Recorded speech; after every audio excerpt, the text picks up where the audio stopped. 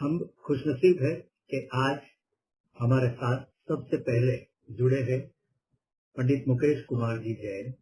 आप जयपुर से हमारे साथ जुड़े हैं।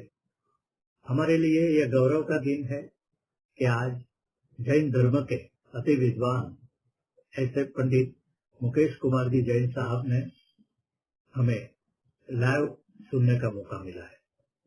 पूज्य पंडित जी श्री दिगंबर श्रवण सांस्कृतिक संस्थान जयपुर के प्रमुख व्याख्याता है।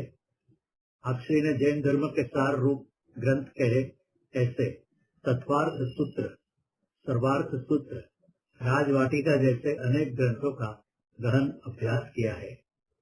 उनका नवनीत हमें आज आपसे सुनने को मिलने जा रहा है। इनका रसपान करके हम सब कृतार्थ होंगे। पूज्य श्री हमें कर्म का सिद्धांत के ऊपर अपना व्याख्यान दे रहे हैं। उनको प्रणाम करते हुए, जय जिनेन्द्र कहते हुए महेश जी से हम विनती करेंगे, कृपया आप हमसे जुड़े और आपके ज्ञान का हमें लाभ दे। माननीय महेश कुमार जी, प्रणाम, जय जिनेन्द्र। आप सभी के स्वागत है। विषय प्रारंभ करते हैं। हम देखना चाहें जो जैन धर्म है, जैन धर्म में अनेक सिद्धांतों की बात करी जाती है और इसमें आगम और अध्यात्म, इन दो चीजों को लेकर के विषय का प्रतिपादन किया जाता है। केवल सिद्धांत से भी विषय का प्रतिपादन नहीं होता और केवल अध्यात्म से भी विषय का प्रतिपादन नहीं हो पाता है। यदि हमें वस्तु तत्व का यथार्थ स्वरूप जानना है तो उसके लिए आगम और अध्यात्म, इन दोनों शैलियों को अपना करके विषय का प्रतिपादन करना होगा। जब हम जैन धर्म में कर्म सिद्धांत की अपेक्षा से विषय का प्रतिपादन करते हैं, उससे लेकर आचार्यों ने जो विषय वस्तु हमें बताई है उसको लेकर के अपनी चर्चा हम प्रारंभ करते हैं। क्या कहा गया कि जो कर्म है, ये कर्म हमारी इंद्रियों का विषय नहीं बनता है। अर्थात जो कर्म है, ये कर्म हमें दिखते नहीं है, लेकिन कर्म होते हैं। तो हमें सबसे पहले तो ये चीज अपने ध्यान में रखनी होगी कि प्रति समय यह आत्मा कर्मों को बांधती है, लेकिन बंधते हुए कर्म हमें दिखाई नहीं पड़ते। क्यों नहीं पड़ते? क्योंकि ये जो कर्म वर्गणाएं हैं ये सूक्ष्म होती हैं और जो पदार्थ सूक्ष्म होता है वह हमारी इंद्रियों का विषय नहीं बनता है। ये चीज हमारे ध्यान में रहनी चाहिए। तो यहाँ पर हम देखें, जो ये कर्म है कितने प्रकार के हैं। इन कर्मों को आचार्यों ने 8 प्रकार से प्रतिपादित किया है, जिनके नाम आप सभी जानते हैं। ज्ञानावरणी कर्म है, आपके दर्शनावरणी कर्म है, वेदनी कर्म है, मोहनी कर्म है, आयु कर्म है, नाम कर्म है, गोत्र कर्म है और अंतराय कर्म है। ये जो कर्म है ये 8 होते हैं। हमें जो विषय वस्तु आपके सामने रखनी है वो थोड़ा ध्यान दीजिएगा। वो ये है कर्म की विविध अवस्थाएं। तो आचार्यों ने कर्म की 10 प्रकार की अवस्थाएं बताई हैं। उनकी अपेक्षा से आज का विषय आपके सामने रखा जाएगा। वे 10 अवस्थाएं कौन कौन सी हैं उनके नाम देखिएगा। बंध, सत्व, उदय, उपसम, उदीर्णा, उत्कर्षण, अपकर्षण, संक्रमण, निधत्ति और निकाचित। ऐसे करके 10 अवस्थाएं कर्म की बताई जाती हैं। एक एक को लेकर के विषय का प्रतिपादन करेंगे और साथ साथ में उनकी अपनी विशेषताएं क्या होती हैं ये चीज भी अपन सीखेंगे। सबसे पहले बताया जाता है बंध। बंध का मतलब क्या? हम जो भी अच्छे बुरे काम करते हैं वो कार्य हम मन से करें या वचनों से करें या हम शरीर से करें, वो हम अच्छे काम करें या बुरे काम करें, प्रति समय हमारी आत्मा में ज्ञाना वर्णादि कर्मों का आगमन होता रहता है। ये जो कर्मों का आगमन है, मीन्स कर्मों का आना है, वह आश्रय है, और आया हुआ वह कर्म आत्मा के साथ कषाय परिणामों के कारण से एक मेक संबंध को प्राप्त हो जाता है, उसे बंध कहते हैं।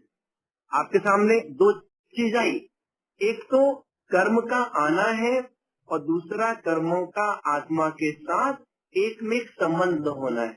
यहाँ पर जो कर्मों का आत्मा के साथ एक मेक संबंध होता है, उसे बंध यह संज्ञा दी जाती है। 10 करण में यह पहला करण है जो कि बंध इस नाम से जाना जाता है। विशेषता क्या है? वो ये है कि हम संसारी प्राणी प्रति समय कर्मों का बंध किया करते हैं। विशेषता क्या है? विशेषता केवल इतनी है कि आयु कर्म को छोड़ करके शेष 7 कर्मों का बंध तो यह जीव प्रति समय किया करता है, और जब कभी आगामी आयु बंध का अवसर आता है तो उस समय 8 कर्मों का बंध होता है। तो जो 10 करण में बंध है, उसकी अपेक्षा से आचार्यों ने ये विशेषता हमारे लिए बताई है। इसका मतलब क्या हुआ? मतलब ये हुआ,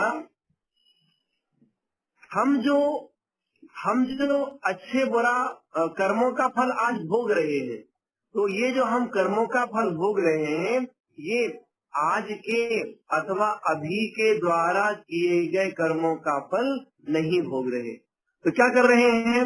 हमने आज से पहले, वो पहले ये भाव भी हो सकता है, पहले इसके पहले वाला भाव भी हो सकता है, उसके पहले वाला, उसके पहले वाला, ऐसे बीते हुए असंख्यातों भव हो सकते हैं। उन भवों में रह करके जो हम अनेक प्रकार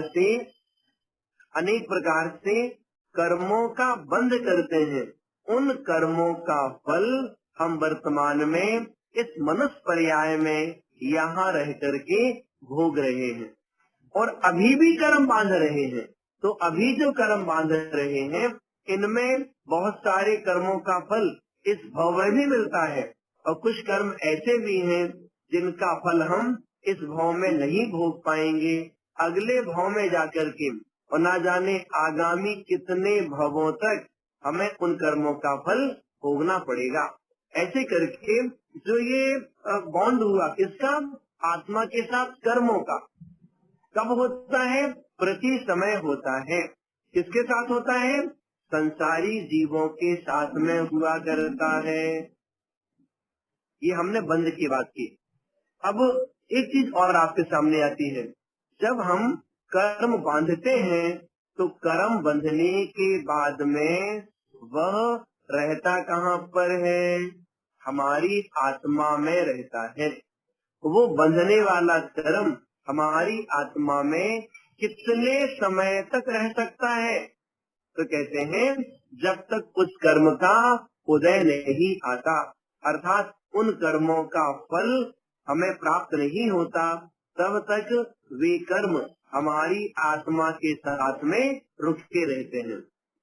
तो इन कर्मों का आत्मा के साथ में रहे आना, इसे क्या बोलते हैं? इसे बोलते हैं कर्मों की सत्ता अथवा कर्मों का सत्व। ये सत्व कब तक है? जब तक उसका फल हमें नहीं मिल जाता। तो सत्ता कब तक रहेगी? जब तक हमारा संसार है, जब तक कर्मों की सत्ता बनी रहती है।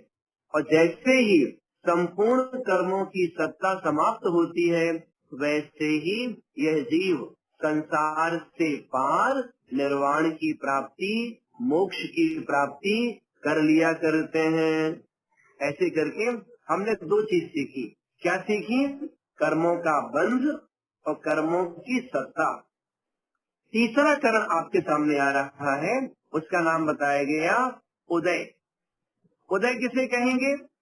जब बंधे हुए कर्म की स्थिति पूरी होती है तो वह कर्म उदय में आकर के अपना फल दिया करते हैं।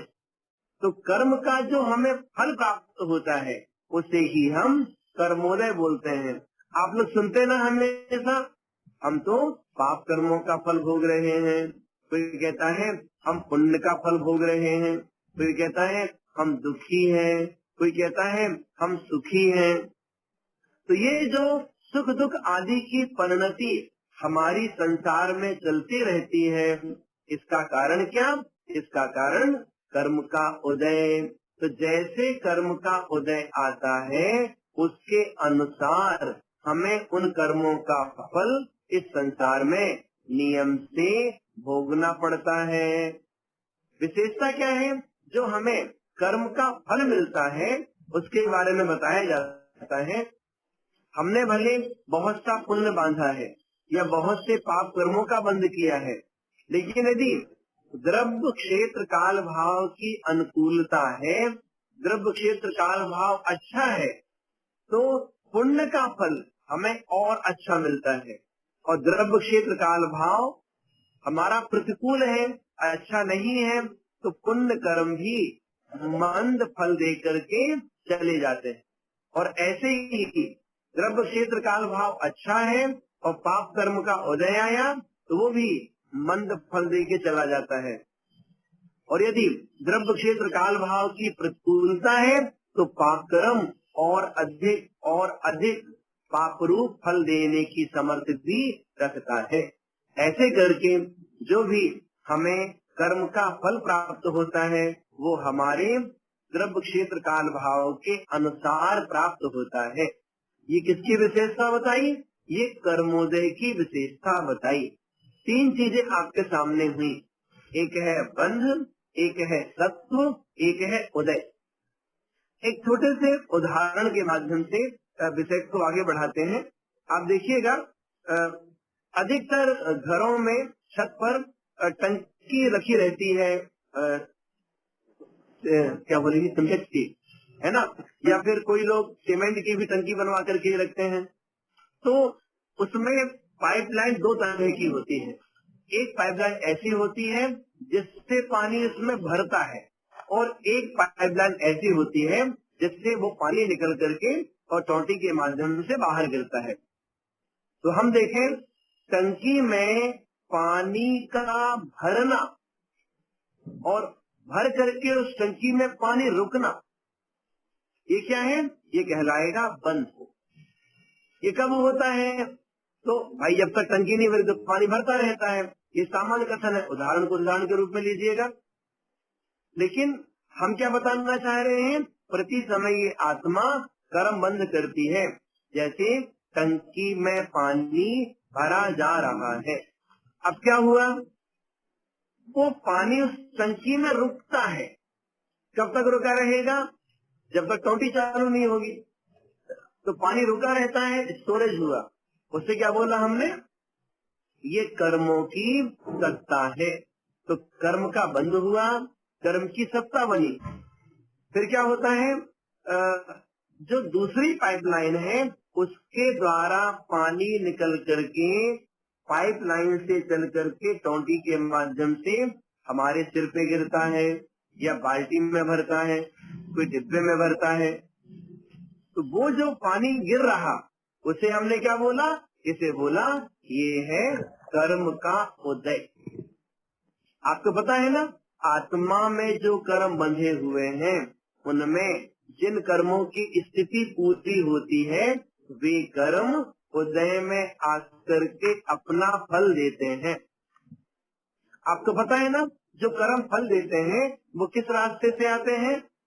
तो सत्ता से उदयावली में प्रविष्ट होकर वे कर्म उदय में आके अपना फल देते हैं।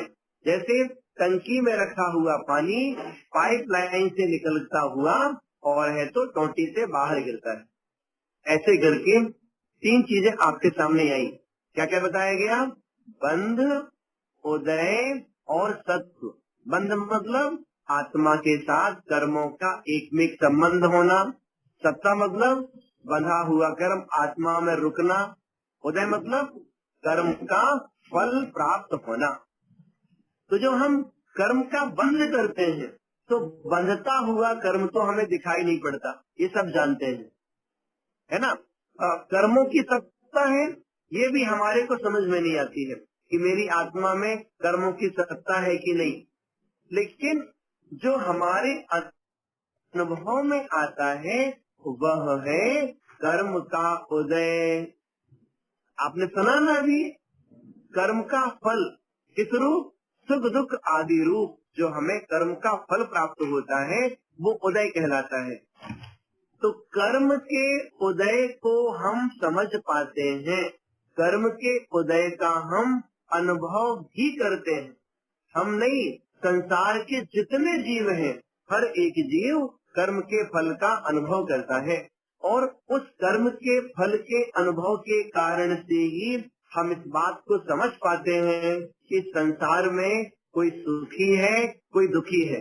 आप सुनते हैं ना, कोई लोग ऐसे होते हैं कई कई बार पढ़ते हैं, याद करते हैं, फिर भी उनको याद नहीं होता। और बहुत से लोग होते हैं एक बार 2 बार पढ़ा उन्हें विषय याद हो जाता है। मतलब क्या?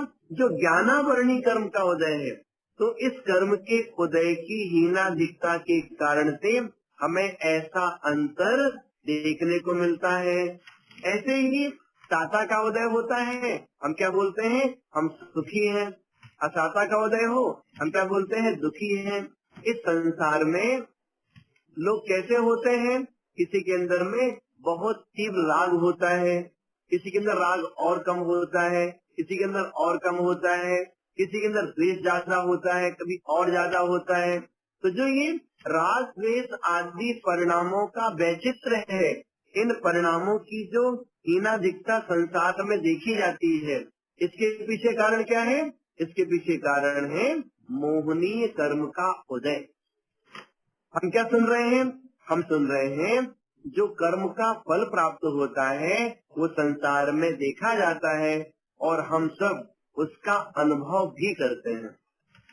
ऐसे ही सबकी अपनी अपनी आयु होती है। कोई ऐसे होते हैं वो जन्मे छोटी उम्र में ही आयु पूरी हो गई, कोई बहुत ज्यादा जीते हैं, 60 साल 70 साल 80 साल 100 वर्ष तक जीते रहते हैं। तो जो हम देखते हैं अलग अलग प्रकार की आयु सबकी होती है, ये किसका फल है? ये आयु कर्म का फल है। ऐसे ही हम सबके जो शरीर हैं, सबके शरीर अलग अलग मालूम पड़ते हैं। तो ये जो सबके शरीर अलग अलग मालूम पड़ते हैं, ये किसका वैचित्र है? नाम कर्म का है। ऐसे सबकी आवाज अलग अलग है। हम सब कोई भी हो, हम आप लोग मतलब सैकड़ों लोगों की आवाज पहचानते हैं मोबाइल पे, है ना। किसने बोला तुरंत मालूम पड़ता है। आजकल भले नंबर दिखाई पड़ता है, नाम दिखाई पड़ता है, लेकिन पहले टेलीफोन चलता था उसमें तो नाम दिखता नहीं था किसी का, फिर भी हम आवाज से पहचान लेते हैं कि कौन बोल रहा है। ऐसे करके आवाज सबकी अलग अलग है और ऐसे ही सबका यश अलग अलग है, सबके शरीर का रूप रंग अलग अलग है। तो ये सारी चीजें हमें देखने को मिलती हैं। ये किसका फल है? ये नाम कर्म का फल है। ऐसे ही कोई उच्च गोत्र में है, कोई नीच गोत्र में है। ऐसे ही कोई बहुत मेहनत करता है लेकिन कम पैसे कमा पाता है, कोई थोड़ी मेहनत करता है बहुत धनार्जन कर लेता है। ये किसका फल है? ये सब अंतराय कर्म का फल है। मीन्स अंतराय कर्म का 6 उपसम जिनके अच्छा होगा वो थोड़ा परिश्रम करते हैं, वो बहुत पैसा कमा लेते हैं, और बहुत से लोग बहुत बहुत मेहनत करते हैं फिर भी नहीं कमा पाते हैं। ऐसे ही कोई आहार दान के लिए चौका लगाता है, जल्दी आहार हो जाते हैं। कोई लोगों को काफी समय लगता है, कितने दिन हो गए अभी तक मुनराज के आहार हमारे यहाँ पर नहीं हो रहे हैं। ऐसे भोगो भोग की सामग्री है, किसी को बहुत सारी प्राप्त होती है ना। किसी के रहने के लिए इतना बड़ा घर है कि वो थक जाता घर में घूमते घूमते। कोई ऐसे हैं एक कमरे में रह करके ही अपना गुजारा करते रहते हैं। ये सारी चीजें, ये जो कर्म का फल है, ये हमारे अनुभव में आया करता है। तो इसलिए तो बंध सत्य उदय, बंधता हुआ कर्म नहीं दिखता, सत्ता में रखा कर्म नहीं दिखता, लेकिन जब कर्म उदय में आता है उसका फल हमें मालूम पड़ता है। अपने कितनी चीजें सीखी? 3 चीजें सीखी। अब देखो एक बात और आपके सामने आती है, कर्म बंधने के बाद, कर्म बंधने के बाद और उदय में आने के पहले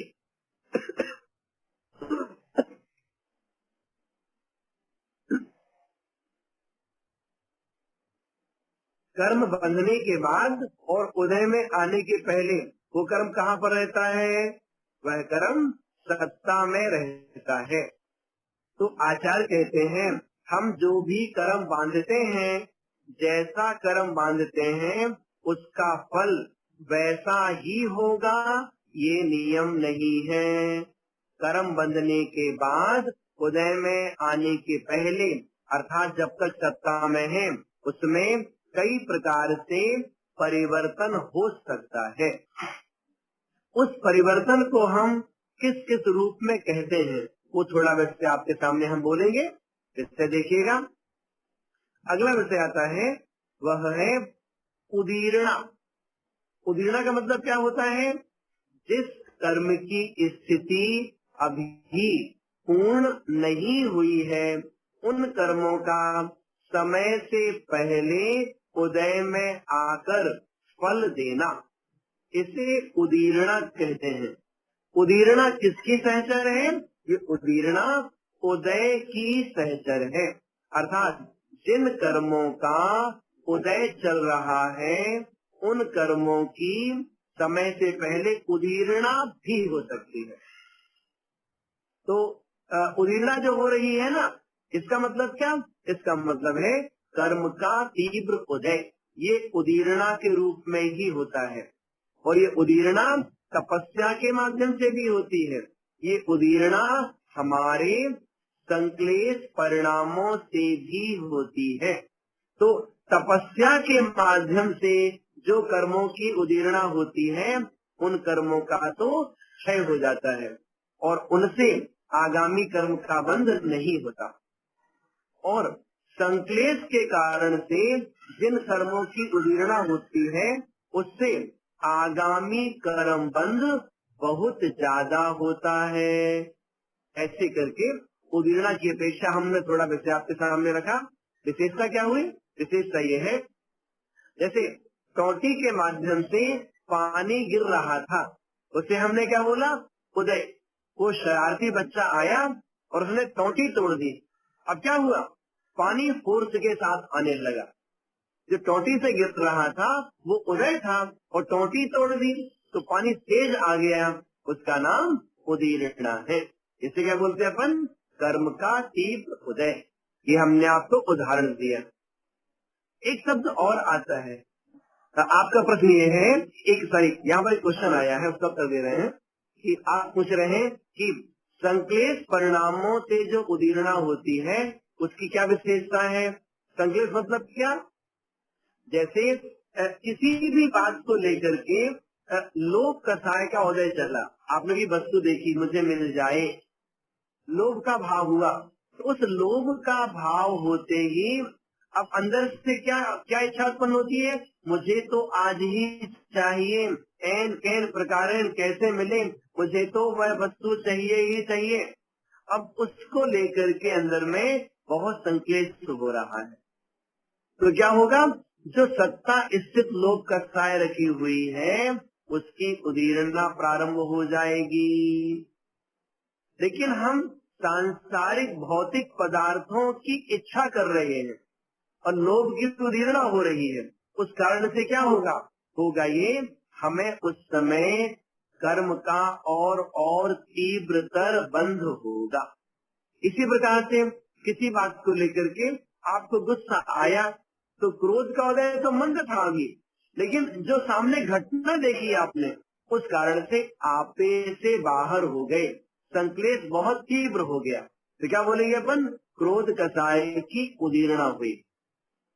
ऐसे संक्लेश परिणामों से जो क्रोध, मान, माया, लोभ, इन कसायों में किसी की भी उदीर्णा हो सकती है, कोई परेशानी नहीं है।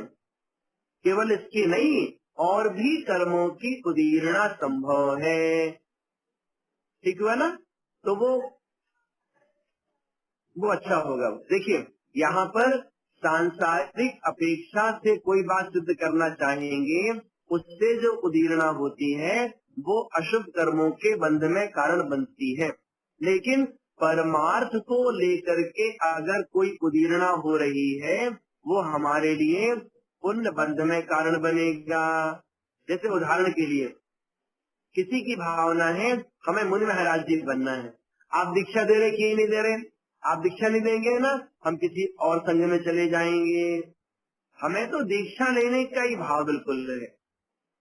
तो कई बार इस प्रकार का जो परिणाम होता है, इसमें भी उदीर्णा हो जाए तो की बड़ी बात नहीं है, लेकिन वो उदीर्णा हमारे लिए मंद पुण्य बंध में कारण है, तीव्र पुण्य बंध नहीं। क्योंकि आकुलता हो रही है ना, आकुलता किसी भी चीज की हो, वो हमारे लिए हानिकारक होती है। इसलिए वहाँ पुण्यबंध तो होगा, लेकिन वो पुण्यबंध कैसा होगा? मंद अनुभाग वाला होगा। और वही उस जीव ने दीक्षा ले ली, और दीक्षा लेने के बाद में अत्यंत शांत परिणामों के साथ सामायिक करते हैं, अत्यंत शांत परिणामों के साथ अपना जीवन जीते हैं, और विवेक पूर्वक अपने व्रतों का पालन करते हैं, है ना, सावधानी से जीवन जीते हैं, उसमें निर्जरा उनकी बहुत ज्यादा होगी।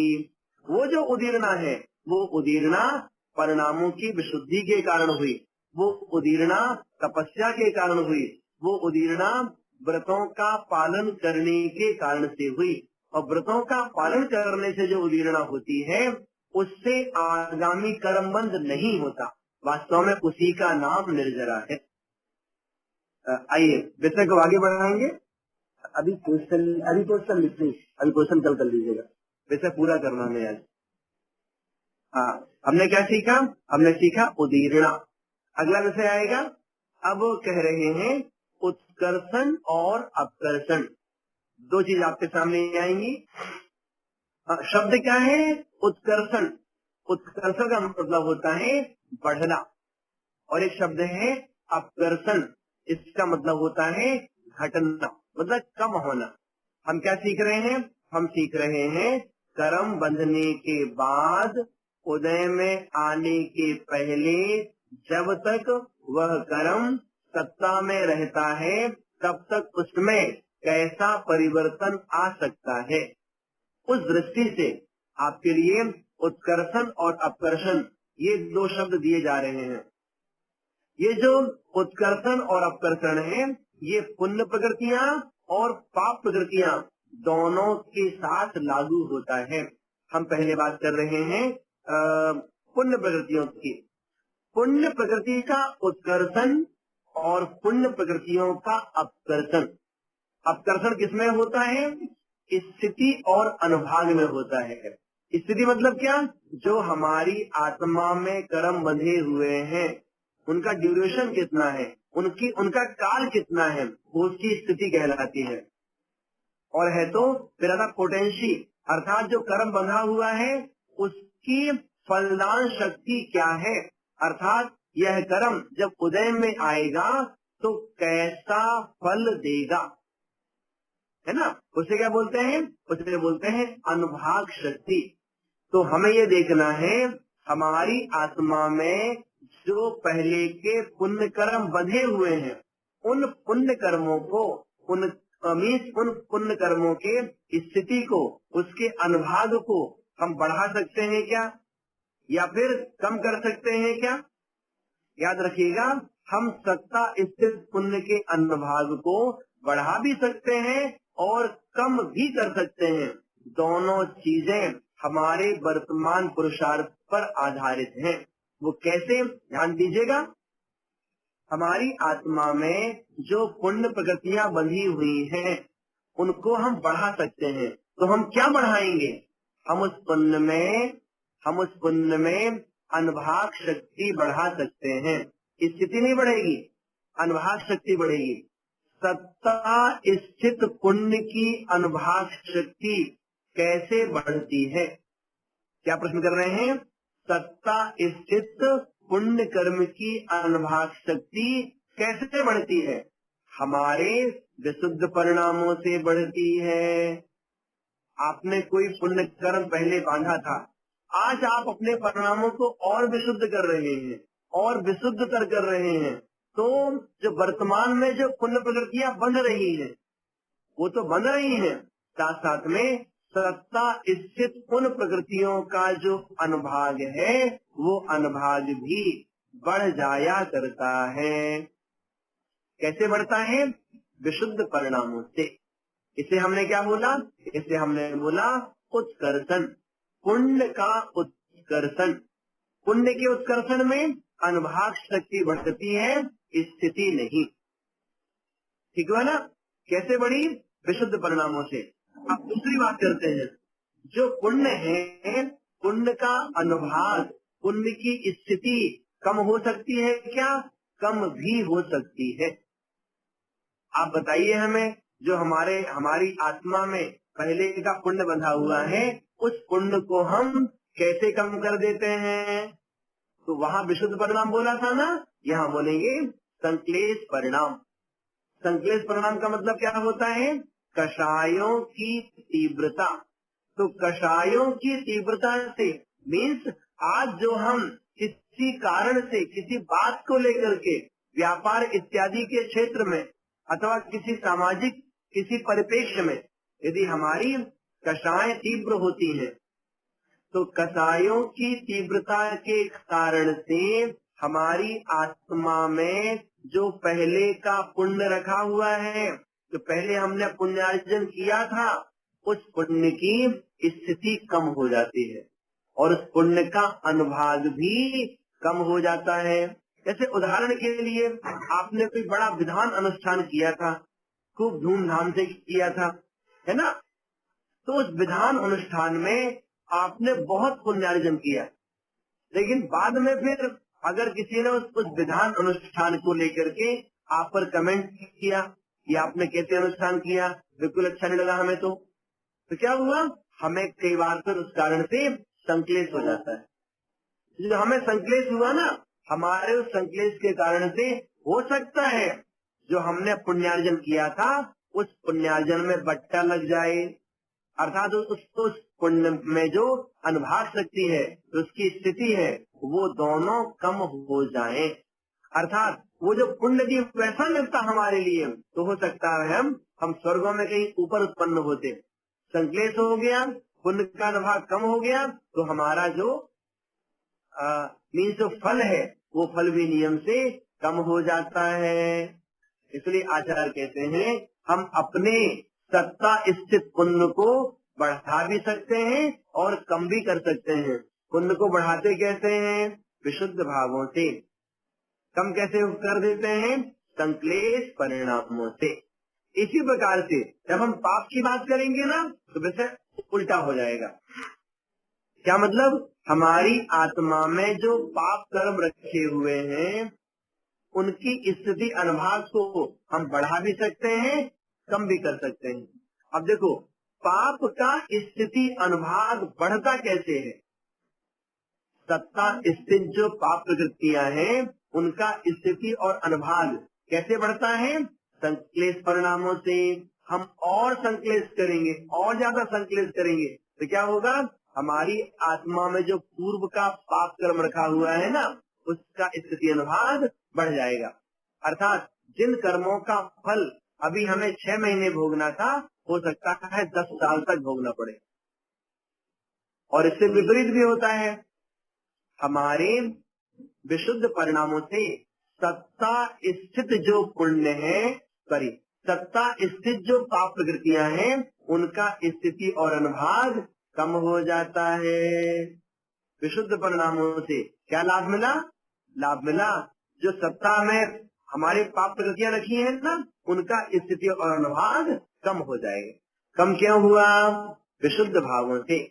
आप कहते हैं ना, जैसे किसी ने कोई गलती करी और गलती करने के बाद में उसके अंदर में प्रायश्चित का भाव हुआ, तो जो गलती करने में जो उसने पाप कर्म बांधा था, प्रायश्चित करने से उस पाप कर्म का स्थिति और अनुभाग कम हो जाता है। ऐसे करके पुण्य प्रकृतियां और पाप प्रकृतियां, इनका स्थिति और अनुभाग कैसे कम होता है, कैसे ज्यादा होता है, इस चीज को हमने आपके लिए बताया। अगला पॉइंट, एक शब्द और आता है, वह है संक्रमण। क्या बताया गया? संक्रमण। संक्रमण का मतलब क्या होता है? परिवर्तन। प्रकृति परिवर्तन को संक्रमण कहते हैं। क्या बोला हमने?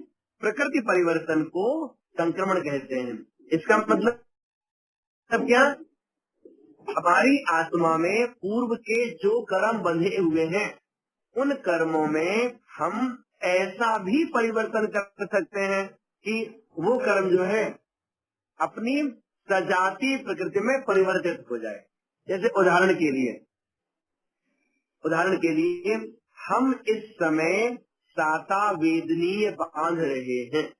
फिर सुनिएगा, हम इस समय साता वेदनी कर्म बांध रहे हैं। उससे लाभ क्या होगा? लाभ ये हुआ, हमारे आत्मा में जो कर्मों की सत्ता बंधी हुई है, उसमें जो असाता वेदनी है, तो असाता वेदनी का बहुत सा द्रव्य साता में परिवर्तित हो जाएगा, या परिवर्तित हो सकता है, परिवर्तित हो गया। इसे क्या बोलते हैं? संक्रमण।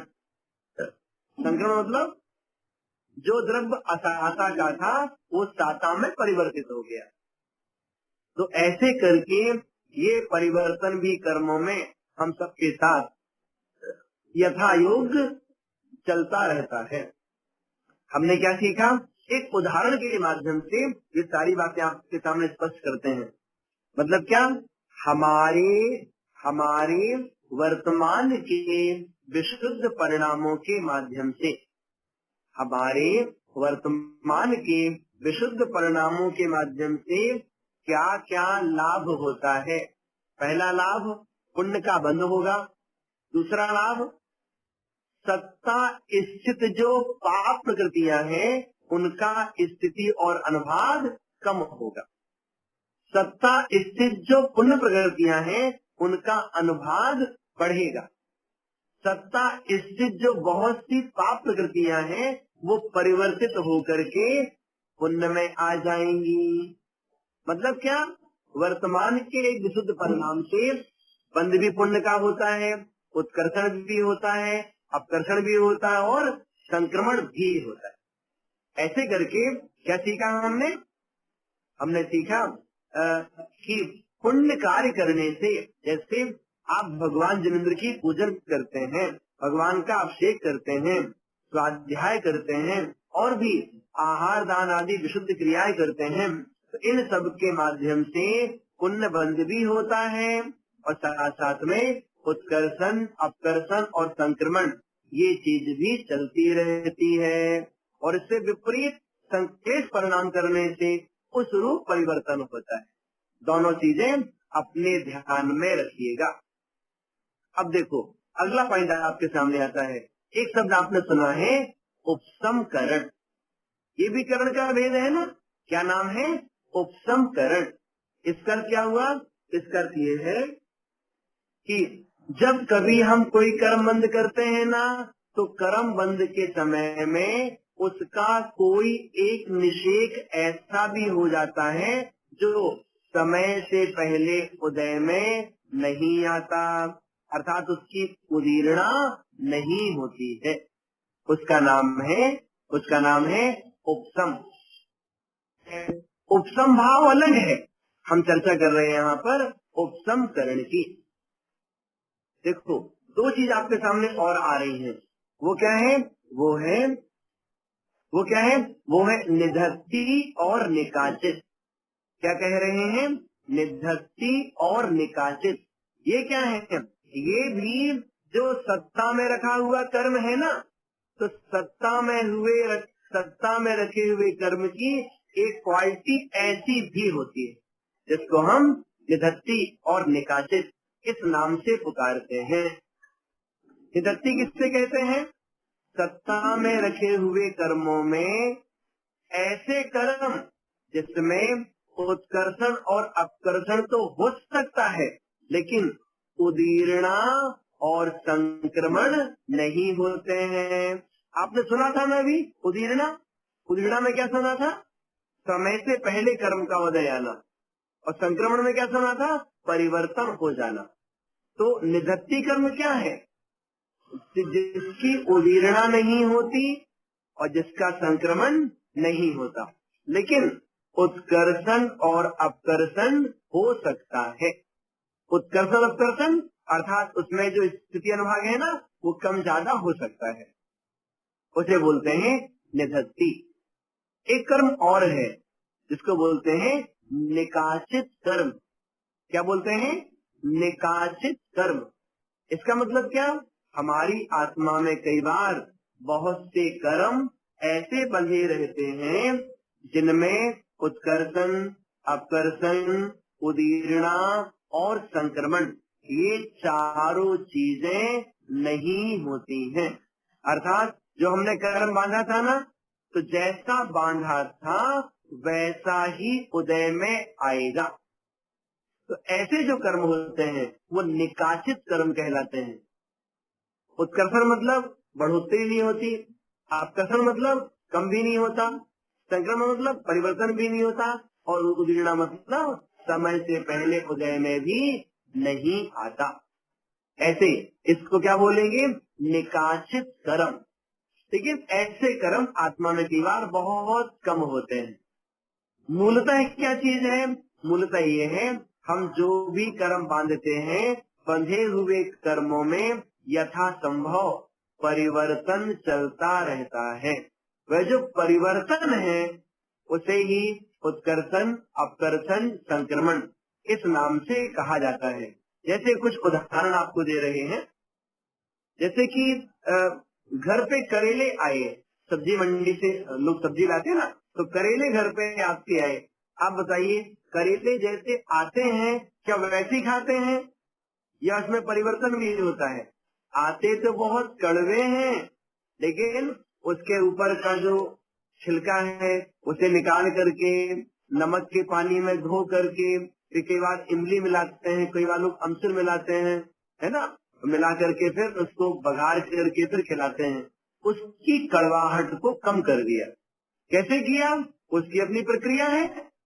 तो जैसे मतलब जब भोजन है तो भोजन में भी जो चीज जैसी आती है बाजार से वैसी खाते हैं क्या? वैसे तो नहीं खाते हैं, उसमें कुछ ना कुछ परिवर्तन करते रहते हैं, है ना। ये जो परिवर्तन है ना, उसको यहाँ पर समझना चाहिए कि हम आप लोग जो भी कर्म बांधते हैं, उस बंधे हुए कर्म में परिवर्तन नियम से होता रहता है।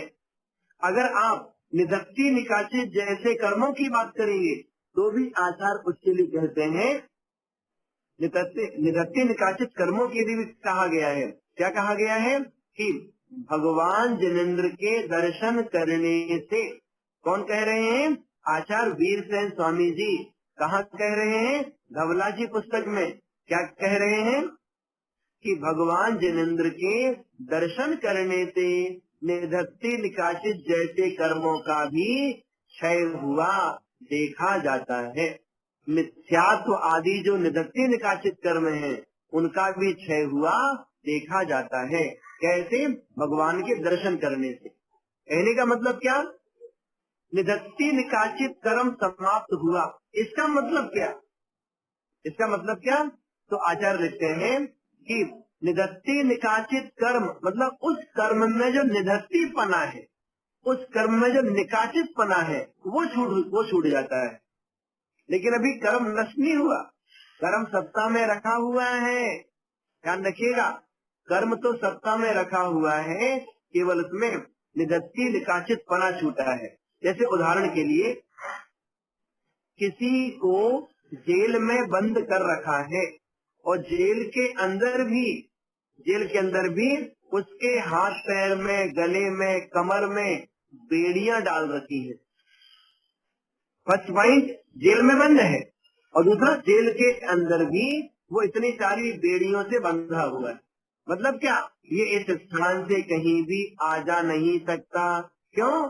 ये बहुत ज्यादा दुष्ट आत्मा है, कालिया जैसे, है ना। उसमें क्या है, उसको क्या किया था, पूरे शरीर को बांध के रखा था उसको। तो इस प्रकार से कारावास में भी जंजीरों से बंधा हुआ है। तो निधत्ते निकाचित कर्म, क्या मतलब, भगवान के दर्शन करने से जो वह उन जंजीरों से बंधा हुआ था, जंजीरों से मुक्त हुआ है, अभी जेल से बाहर नहीं आए। अर्थात वो कर्म अब सामान्य हो गया, अर्थात उसमें अब निधत्ते, उसमें अब उत्कर्षण, अपकर्षण, उदीर्णा, संक्रमण, ये करण हो सकते हैं। तो ऐसे करके निधत्ते निकाचित कर्म की अपनी क्या विशेषता होती है, तो यहाँ पर आपको स्पष्ट की गई। हमने क्या सुना? हमने सुना 10 करण।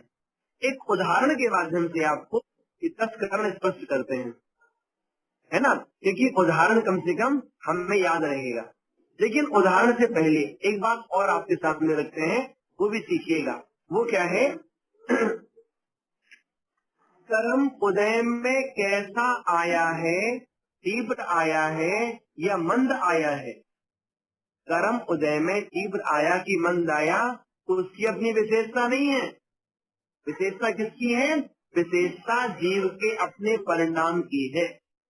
हम कर्म के तीव्र उदय में भी अपने परिणामों को संभालते हुए मंद कर लेते हैं, और कई बार कर्म के मंद उदय में भी संक्लेश करके अपने परिणामों को तीव्र कर लेते हैं, और पुण्य के उदय में भी इच्छाएं ज्यादा करके बहुत सारे पुण्य की उदीरना भी कर लेते हैं। तो ऐसे करके बहुत सारी अवस्थाएं पुण्य पाप कर्मों को लेकर के,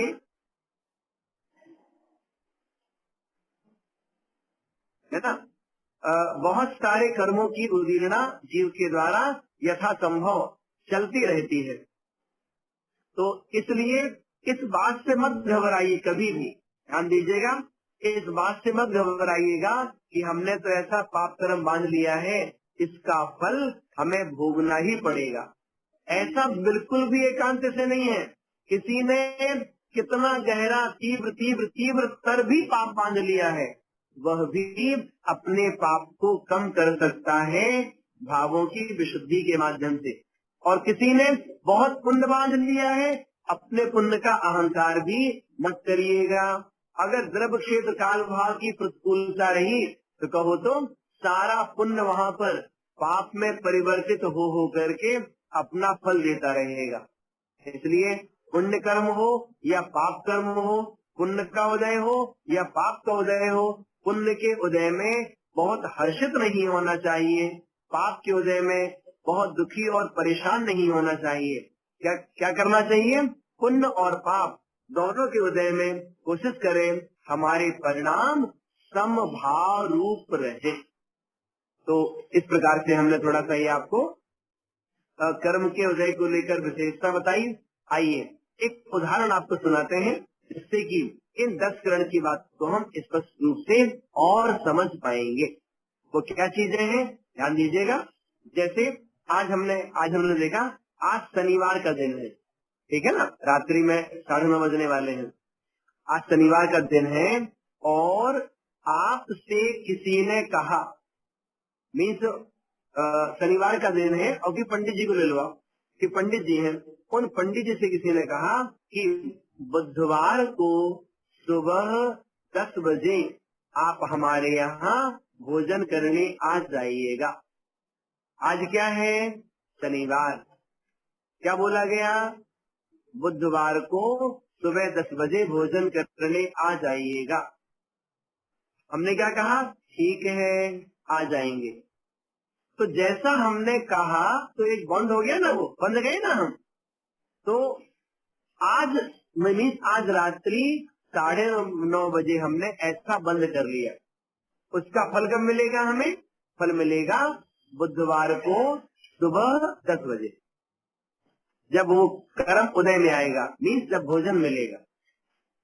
तो अभी से लेकर के बुधवार की सुबह 10 बजे तक वो कर्म कहाँ है? वो कर्म सत्ता में रखा हुआ है, ठीक है ना। बंद हुआ, उदय हुआ, उसके बीच में सत्ता हुई। सत्ता कब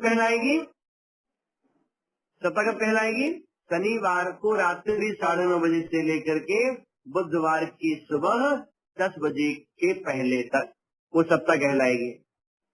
अब देखो सत्ता में परिवर्तन कैसे होता है, क्या विशेषता आती है, वो आप सुनिएगा। क्या सुना अपन ने? उत्कर्षण। क्या हुआ? सोमवार को फोन आता है किनका? जिन्होंने भोजन का निमंत्रण किया था। सोमवार को फोन आता है कि देखो पंडित जी ऐसा है, बुधवार को तो हम सब बाहर जा रहे हैं, आप तो शुक्रवार को आइएगा। क्या हुआ? ये हमने उत्कर्षण कर दिया। आप शुक्रवार को आइएगा, आपको हम बाटिया बनाकर खिलाएंगे, अच्छा भोजन कराएंगे आपके लिए। तो क्या स्थिति बढ़ गई और अनुभाग भी बढ़ गया, ठीक है ना। कब बोला गया? सोमवार को। सोमवार मतलब कर्म सत्ता में रखा हुआ है। फिर आएगा अपकर्षण, मतलब कम हो जाना। रविवार को फोन आता है कि बुधवार को तो हम नहीं मिल पाएंगे, ऐसा करिए आप तो मंगलवार को ही आ जाना, जो बना है आप खा लीजिएगा। क्या हुआ? स्थिति और अनुभाग दोनों कम हो गए।